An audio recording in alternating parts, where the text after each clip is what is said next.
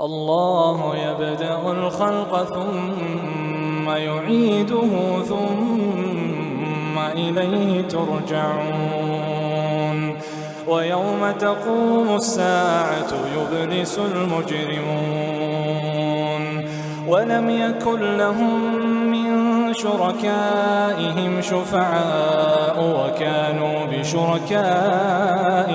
كافرين ويوم تقوم الساعة يومئذ يتفرقون فأما الذين آمنوا وعملوا الصالحات فهم في روضة يحبرون